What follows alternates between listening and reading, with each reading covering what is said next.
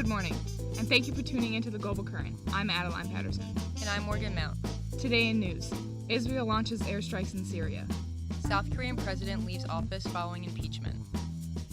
In analysis, potential policy changes to follow the terrorist attack on London's parliament. And the impact of Turkey's controversial constitutional referendum. Then, an interview with computer science and applied mathematics professor Dr. Manfred Minimair.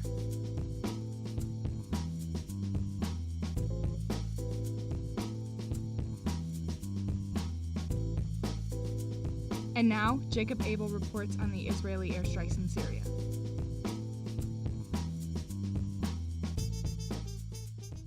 On Friday, March 27th, Israeli aircraft launched airstrikes inside Syria against several Hezbollah targets. Hezbollah is a powerful militant group fighting alongside Syrian President Bashar al-Assad in the nation's ongoing civil war. Israel has made it a clear policy to strike Hezbollah when it feels that the group may be acquiring weapon systems dangerous to Israel. In response to the airstrikes, the Syrian military launched anti-aircraft missiles at the Israeli jets. NBC News reports that Israeli aerial defense systems shot down one of the missiles, but that the country would not say whether the other missile struck inside Israeli territory or not. Jordan reports that the debris from the missiles landed inside one of its borders. ABC News reports that the Syrian military claims to have downed one of the Israeli jets and damaged another. The Israeli government has denied this and maintains that no aircraft were damaged. Russia, which supports the Syrian government in the country's civil war, summoned the Israeli ambassador to Moscow to file a formal complaint against Israeli bombings. The Guardian reports that one of the Israeli airstrikes hit near Russian troops fighting alongside pro-government forces. Israel's military chief of staff, General Gadi Eisenkot, was quoted as saying, "We are taking action to prevent the transfer of advanced weaponry to Hezbollah, and we will spare no effort to prevent this in the future." Hezbollah has been violating UN resolutions and is gearing for war.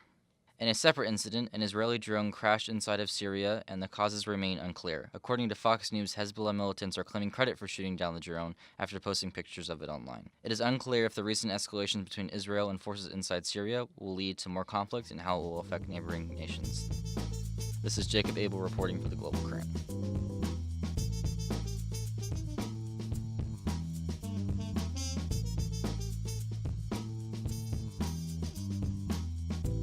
Up next, Yillian Du brings us a report on South Korea's former president's impeachment.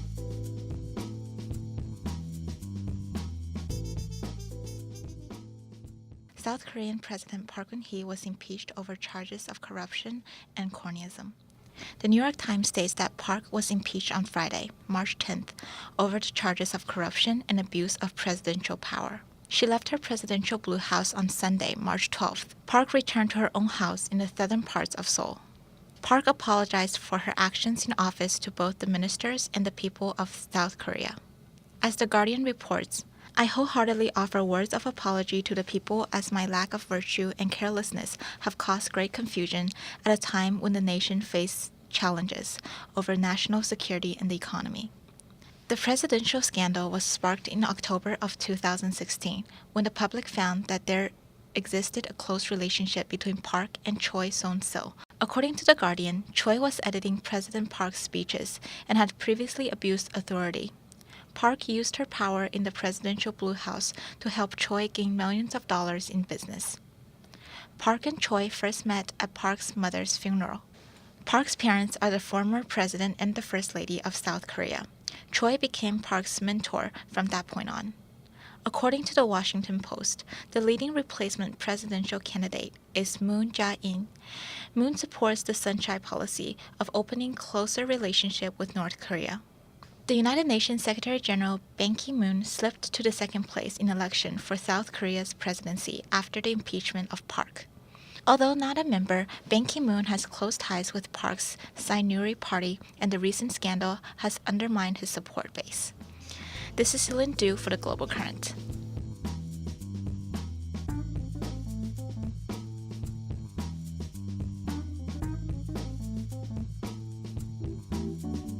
Next this morning, Marissa Hutton files a report on the potential impact of the recent attack on London's Parliament building.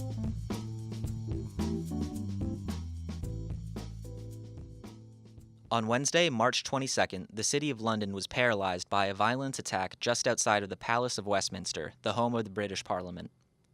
Resulting in the deaths of 5 people, the injury of 40, and the evacuation of the Prime Minister from the Parliament, this incident began as the driver of a large vehicle targeted pedestrians on the Westminster Bridge as reported by the New York Times. Various media outlets shared graphic images of victims splayed and bleeding across the sidewalk directly outside the Parliament building. Two women stuck on a bus on the bridge described their horrific scene. We were only crawling along the bridge. There was bodies, literally. Must have been about 10 bodies. 10, yeah, 12 bodies, shot, all in different just lying places. in different places along the bridge. Being shot, yeah.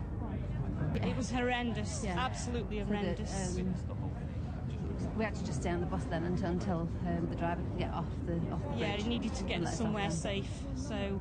And then the emergency services were there. Yeah, they came as well at the same time, yeah. The assailant then exited the vehicle and proceeded toward Parliament, where he stabbed Keith Palmer, a member of the Parliamentary and Diplomatic Protection Command, with 15 years of service. According to the New York Times, the attacker was then fatally shot by the police. Occurring on the anniversary of the suicide bombings that shook the city of Brussels, this attack places London alongside Paris and Berlin as fellow European targets of terrorist violence. In a news conference in Villepinte, French President François Hollande said, "Terrorism affects us all, and France knows the pain that the British people are enduring today." British Prime Minister Theresa May, who had been inside Parliament at the time of the incident, stated that the governing body would meet as scheduled on Thursday, declaring, "We will all move forward together, never giving in to terror, and never allowing the voices of hate and evil to drive us apart." May's defiant response and the British government's expression that it will continue to function regardless of the violence illustrates a commitment to the projection of a nation unafraid of extremist violence. Will this attack force British officials to ramp up security? Will it shift British government towards a more Trump-like stance on Islam and migrants from Muslim-majority countries? It is entirely possible. Coming just one day after the United Kingdom joined the United States in banning laptops and other electronic devices on flights originating from certain Middle Eastern countries due to an unspecified terrorist threat, according to the Evening Standard. The attack could shift public perspective towards increased caution in the face of terrorism. The ban applies to all flights traveling into the UK from Turkey, Lebanon, Jordan, Egypt, Tunisia, and Saudi Arabia, and the British government made no statement on how long such a policy would last. After Wednesday's events, policies such as the electronics ban are likely to become a part of the official discussions on security strategies, a reality that could have serious consequences. Should the British government openly produce more extreme policies that specifically target Muslim-majority countries, it could play into the rising populist sentiment that many attribute to the successful push behind Brexit. As populism creeps into continental European elections and makes its definitive mark in American politics through the election of President Trump, the UK is effectively surrounded by this political aura. Further, increased security measures and public suspicion are likely to result from announcements on Thursday that the perpetrator of the attacks was British-born and had previously been investigated but was designated a peripheral figure, as reported by CNN. The fact that the attacker was a member of the very society which he chose to violently attack has the potential to drastically expand the sense of suspicion and fear throughout the British public. Sentiments that will push government officials to initiate security measures to combat the anxiety prevalent through the community. It is important that the British government devote attention to the promotion of tolerance and peace despite the recent incidents of violence. Prime Minister May noted continued commitment to the liberal values of society. However, it will take more than public statements to quell the waves of Islamophobia that swell after a violent attack such as this one. This is Liam Scollins reading for Marissa Hutton for The Global Current.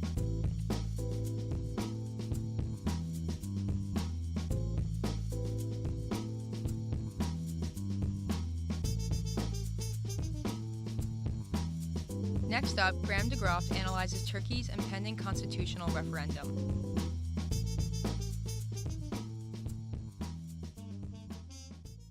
If nothing else, the Turkish referendum, scheduled for April 16th, looks to be close. Turkish President Recep Erdogan and the AK Party of Turkey have committed their support for the effort. The referendum, if passed, would restructure Turkey's government from a parliamentary republic to an executive one. The proposed change would ensure greater individual powers for President Erdogan, including the ability to appoint new ministers and select major judges, as well as dissolve parliament. Supporters, including the outspoken president, argue that such a change is necessary to modernize Turkey. There remains, however, many critics of the proposal. They worry that consolidation of power is dangerous. Devlet Bahçeli of the opposition CHP party went so far as to call it a, quote, sultanate without a throne. Fears of rising authoritarianism are especially high after last year's coup attempt and the subsequent crackdown. In the wake of the failed coup, the president removed some 90,000 public servants, academics, and judges, and what many have called political poachers. Campaigning has been heavy, with the President Erdogan calling for demonstrations amongst the Turkish diaspora in Germany and the Netherlands. Such demonstrations have not been welcome, and on March 11th, Dutch police were tasked with dispersing a pro-referendum protest in Rotterdam. Tensions between Germany, the Netherlands, and Turkey have risen. President Erdogan accused Chancellor Merkel of Germany of, quote, employing Nazi methods in halting incited demonstrations, and referred to similar efforts by the Dutch as Nazi remnants. Such inflammatory comments have not been well received, and criticism of the Turkish president by said countries have increased. On March 21st, the Union of European Turkish Democrats announced they will not be coordinating further rallies before the referendum. Considering the Turkish diaspora voting age in Germany alone numbers more than 1 million, their votes will have considerable weight in the close referendum. Nevertheless, President Erdogan seems committed to a hardline stance. Similarly, some German politicians have declared Erdogan unwelcome in Germany. The Turkish president insists, quote, they cannot threaten us with any of these things anymore. On April 16th, then there will be a very different Turkey rising. The narrowness of the referendum means divisions at home in Turkey as well, particularly amongst the minority Kurds. With only some 20% of Turkey's population, the Kurds of southeastern Turkey could potentially tip the scales of the referendum, although it seems the Turkish vote may be split as large as the nation at large. Of the factors polarizing Kurds, the 33-year-old conflict with the Turkish state and the Kurdistan Workers' Party, or PKK, is one of them. The Turkish state considers the PKK a terrorist group. Open fighting reunited in 2015, leaving parts of Diyarbakir, considered a Kurdish cultural hub in Turkey, destroyed. Erdogan's lifting of cultural restrictions amongst the Kurdish population garnered him some support. Previously, Kurdish was restricted from television and public spaces, and heavy-handed political crackdowns occurred. While more conservative Kurds trend towards Erdogan, opposition amongst the Kurdish population is also present. Those who campaign for a no vote are frequently disrupted. Many allege that the supposedly neutral state television stations refuse to air their speeches. Amongst Kurdish dissenters, the potential for disruption is even higher. Kurdish party leaders are frequently jailed, and while not all Kurds support the PKK, the referendum is often framed as either siding with the state or siding with terrorists. With Turkey sharing a border with Syria and escalating its role in the war on terror in the region, such a label is damaging. Much like the Turkish diaspora, Kurds abroad in Frankfurt launched a similar demonstration, this one advocating for a no vote. Remarks at said demonstration drew applause, and in total, roughly 30,000 attendees were present. With the referendum still some weeks away, the situation in Turkey and abroad is still developing. However, as the date nears, both Erdogan and his critics look to double down on the messages. President Erdogan's remarks to Germany and the Netherlands, prominent European Union member states, complicate the potential for Turkey's joining. While it was President Erdogan himself who began Turkey's attempts to join the EU, he has recently stepped up criticism of the Union. On Tuesday, March 21st, the Turkish president referred to the EU as fascist and cruel, and promised to reinstate capital punishment in Turkey. The death penalty was abolished nationwide as Turkey attempted to qualify for EU membership. Reinstating the penalty, as well as the rising anti-European rhetoric from Ankara, could foreshadow a re-evaluation of Turkey and the EU's relationship. This is Grounded Roth reporting for the Global Current.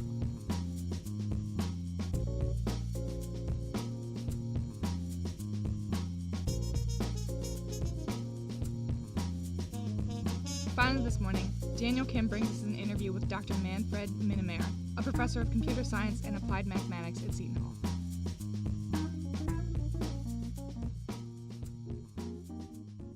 Hello, I'm Daniel Kim reporting for Global Current, and today I'm here with Professor Minimair, who teaches computer science and math in the Department of Computer Science here in Seton Hall University. Hello, Professor.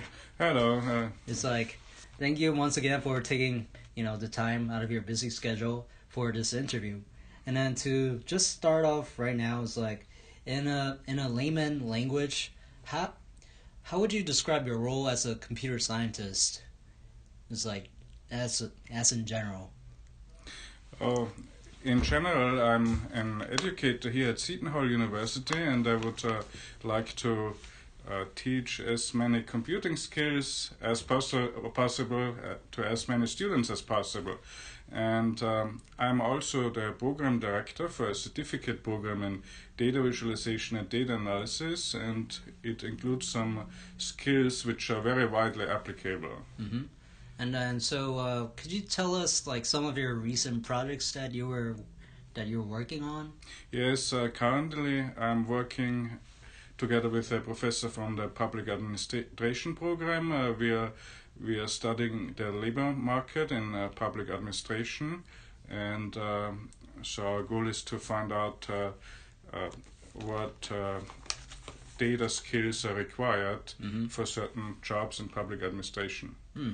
And then, so I guess going back through your background, it mentioned that you were in Austria for your first education. Yes. Yeah, in your university. Could you tell us more about that? Yes, in Austria, I did my undergraduate and graduate education up to master's level, and at the master's level I did a program which translates to applied mathematics, and it has a lot of computer science in there too, so it's very interdisciplinary. And I also did a lot of high performance computing with supercomputers as part of the program too. Right, and then so did you did any research with them recently? It was like going back to Austria, or? Not recently, but I'm in contact with professors over there through going to international conferences. For example, a couple of years ago, I went to a conference in Japan, and then I met a professor where I actually took courses with.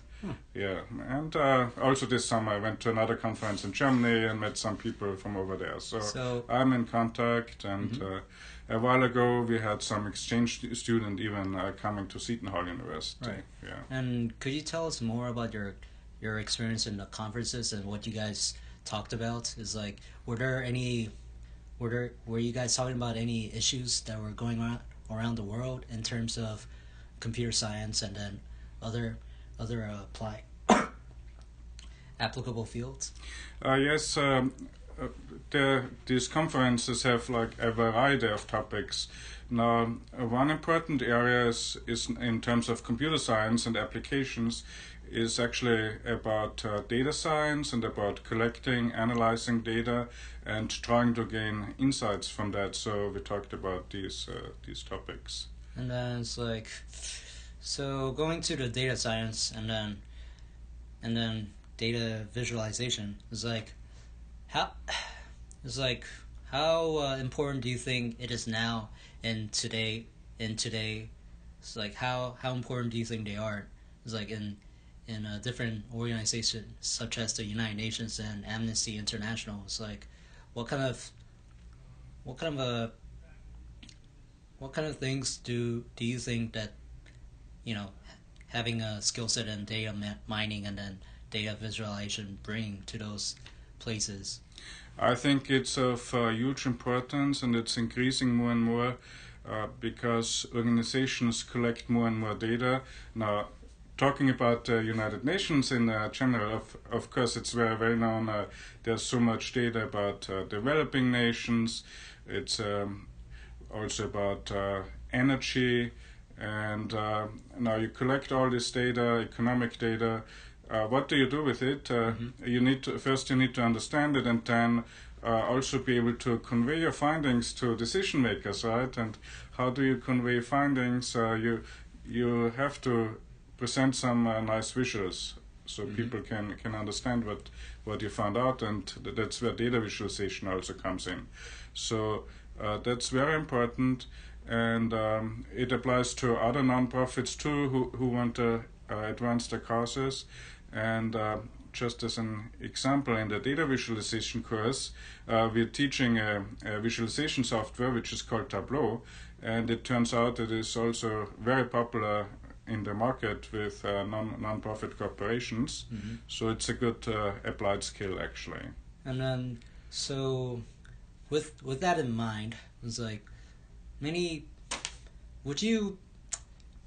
during your time here in the United States, and then as a college professor in a place like Seton Hall University, it's like, if you had to compare the education system when it comes to STEM, how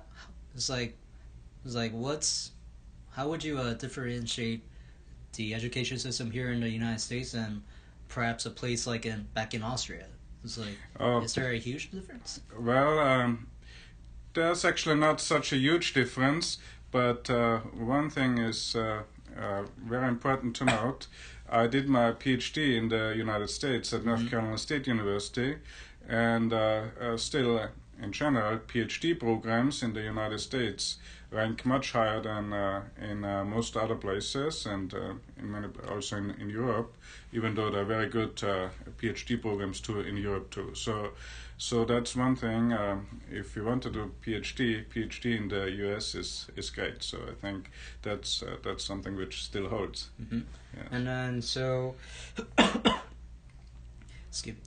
So a couple of years back, there have been reports about how the United States have been lacking in terms of getting its education up to standard when it comes to STEM education, and compared to the rest of the world.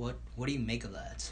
Well, as you know, there are all these surveys of skills and standardized tests, and of course we notice a trend which is bothersome, that in terms of high school education, STEM tends to fall behind in the United States. So I think that's an area which definitely has to be improved. Right. And once this goes up, it will translate to many other positive effects in terms of economy, college education. So I think that's important. Right. And then, so do you believe that now that skills such as data mining and data visualization, it's like, how much importance would you give them now in today's current affairs? I think it's really of great importance for the economy in general. There are studies out there which say within the next 3 years, the demand for jobs that include data skill, which so the job offers will increase by 90%. Mm-hmm. So there's a huge growth expected, and I think it's the same for public sector jobs and also for non-profits. So I think getting the skills into the general education is very important for the future of the economy and for the future of jobs. And then,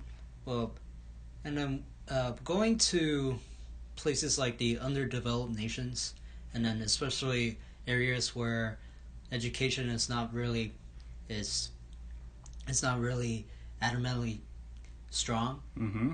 and there are kids who may be interested in STEM education, but then they lack the resources and the proper channels to get the education. It's like was there anything that you perhaps worked on?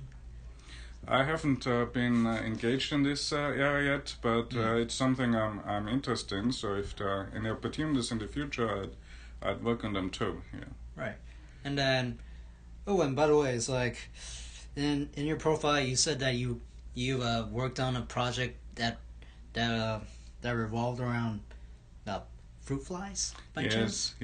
Could you tell us more about that? Oh yes, it was a collaboration with a biology professor here at Seton Hall University, and we tried to study the development of fruit flies, how they develop, and then that was a lab-based experiment. So here in the biology department, they have a lab where they can study how fruit flies grow, and then so depending on the environment, like what kind of chemicals and environmental conditions are in where the animals grow, they develop better or not as good, and so there was all this data collected about this, and then for that paper which has been published, we needed to analyze the data statistically and also then present some visualization, and that's where my expertise came in. And then, so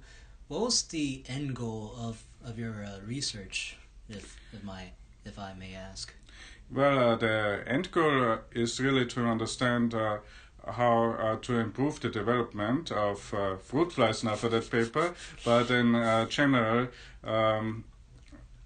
embryo development is similar. in some way.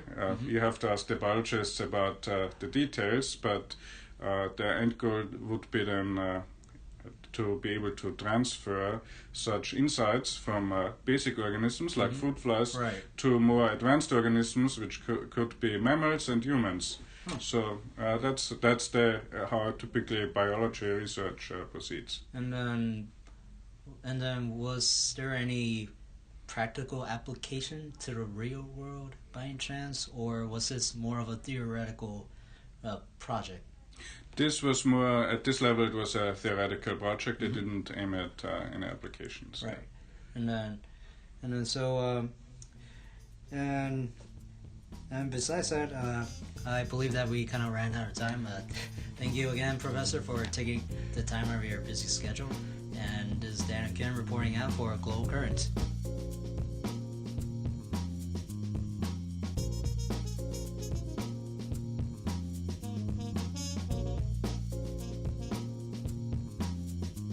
Thank you for tuning into this week's episode of The Global Current. Follow us on Facebook, Twitter, and YouTube. I'm Adeline Patterson. And I'm Morgan Mount. Keep it current with the Global Current.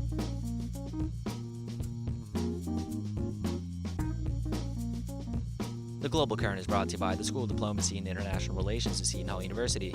Our executive producer is Liam Scollins. Our associate producer is Morgan Mount. Our news editor is John Chadeau. Our analysis editor is Marissa Hutton. Our interview segment producer is Daniel Kim. Our technical producer is Trevor West. And our social media coordinator is Maddie Ruth. The Global Current theme song is Acid Jazz by Kevin MacLeod. You've been listening to The Global Current on WSOU 89.5 FM, Seton Hall's Pirate Radio.